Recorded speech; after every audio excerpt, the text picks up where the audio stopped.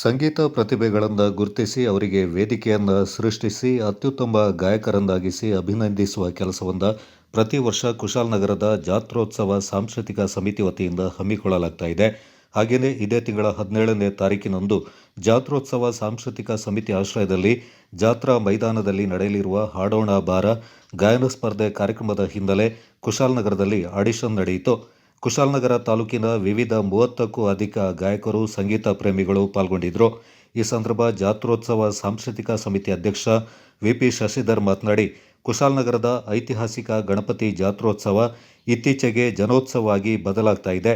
ಗಣಪತಿ ಜಾತ್ರೋತ್ಸವದಲ್ಲಿ ಸಾಂಸ್ಕೃತಿಕ ಕಾರ್ಯಕ್ರಮಗಳು ಮತ್ತಷ್ಟು ಮೆರುಗು ನೀಡಲಿದೆ. ಪ್ರತಿಭಾವಂತ ಕಲಾವಿದರನ್ನು ಗುರುತಿಸುವುದು, ಪ್ರೋತ್ಸಾಹಿಸುವುದು ಮತ್ತು ಅವರಿಗೆ ವೇದಿಕೆ ಕಲ್ಪಿಸುವುದು ಇದರ ಮುಖ್ಯ ಉದ್ದೇಶವಾಗಿದೆ ಎಂದರು. ತೀರ್ಪುಗಾರರಾಗಿ ರವಿ ಜೇಂಕಾರ್ ಮತ್ತು ಚಿತ್ರ ರಮೇಶ್ ಕಾರ್ಯನಿರ್ವಹಿಸಿದರು.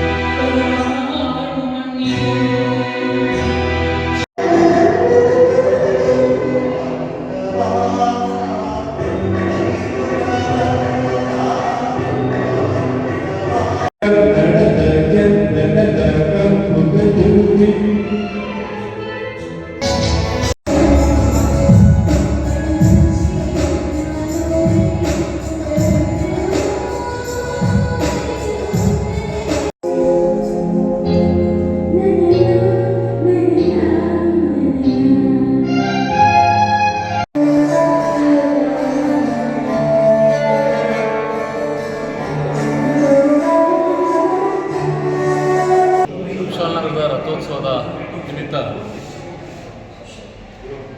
ಒಂದು ಜನಾಕರ್ಷಣೀಯವಾದಂಥ ಚಿತ್ತಾಭರಣಕ್ಕೆ ಜನರನ್ನು ಈಡು ಮಾಡುವಂಥ ಮತ್ತು ಅರ್ಥಪೂರ್ಣವಾದ ಜನರನ್ನು ಮಂತ್ರಮುಗ್ಧಗೊಳಿಸುವ ಒಂದು ವೈವಿಧ್ಯಮಯ ಕಾರ್ಯಕ್ರಮಗಳನ್ನು ದಸರಾದಲ್ಲಿ ಹೇಗೆ ಕ್ರೀಡೆ, ಸಾಂಸ್ಕೃತಿಕ, ಯುವ ದಸರಾ, ಮಕ್ಕಳ ದಸರಾ ಎಲ್ಲವೂ ಆಗುತ್ತೆ. ಹಾಗೆ ನಮ್ಮೂರಿನಲ್ಲೂ ಒಂದಷ್ಟು ಕಾರ್ಯಕ್ರಮಗಳನ್ನು ಹೊಸದಾಗಿ ಪರಿಚಯಿಸಬೇಕು, ಪ್ರಯೋಗ ಕೊಡಬೇಕು ಅಂತೇಳಿ ಕಳೆದ 4-5 ವರ್ಷಗಳಿಂದ ಸಾಂಸ್ಕೃತಿಕ ಸಂಭ್ರಮವನ್ನು ನಾವು ರಥೋತ್ಸವದ ನಿಮಿತ್ತ ಜಾತ್ರೋತ್ಸವದ ಸಮಾರಂಭದಲ್ಲಿ ಮಾಡಿಕೊಳ್ತಾ ಇದ್ದೇವೆ. ಕಳೆದ 2-3 ವರ್ಷಗಳಿಂದಲೂ ಕೂಡ ಅದು ಜನಮನವನ್ನು ಸೆಳೆದೇ ಇದೆ. ಈ ಸಾರಿ ಮತ್ತಷ್ಟು ವಿಭಿನ್ನವಾಗಿ, ವೈವಿಧ್ಯವಾಗಿ, ಒಂದಷ್ಟು ವೈಶಿಷ್ಟ್ಯತೆಯಿಂದ ಕೂಡಿರುವಂಥ ಅನೇಕ ಕಲೆಗಳನ್ನು ಸಂಗಮಗೊಳಿಸಿ ಶಾಸ್ತ್ರೀಯ ಸಂಗೀತ, ಜನಪದ, ಪಾಶ್ಚಾತ್ಯ ನೃತ್ಯ, ಹಳೆ ಚಲನಚಿತ್ರ ಗೀತೆಗಳಿರ್ಬೋದು, ನೃತ್ಯ ಸ್ಪರ್ಧೆ ಇರ್ಬೋದು, ಹಾಗೆ ಬೇರೆ ಬೇರೆ ಪ್ರಕಾರಗಳ ಅನೇಕ ಸ್ಪರ್ಧೆಗಳನ್ನು ಮತ್ತು ಕಾರ್ಯಕ್ರಮಗಳನ್ನು ರೂಪಿಸುವಂಥ ನಿಟ್ಟಿನಲ್ಲಿ ಇವತ್ತು ನಿನ್ನೆಯಿಂದ ಕಾರ್ಯಕ್ರಮ ಆರಂಭ ಆಗಿದೆ. ಈ ದಿನ 17ನೇ ತಾರೀಕಿನಲ್ಲಿ ಇರುವಂಥ ಗಾನಕೋಗಿಲೆಗಳ ಕಲರವ ಅಂತ ಹೇಳಿದ್ರೆ ಒಂದು ಗಾಯನ ಸ್ಪರ್ಧೆ, ಬಹಳ ಉತ್ತಮವಾದ ಗಾಯನ ಸ್ಪರ್ಧೆಯನ್ನು 17ನೇ ತಾರೀಕು ಆಯೋಜಿಸ್ತಾ ಇದೆ. ಅದಕ್ಕೆ ನೇರವಾಗಿ ನಾವು ವೇದಿಕೆಗೆ ಕರೆತರಲಿಕ್ಕಾಗೋದಿಲ್ಲ.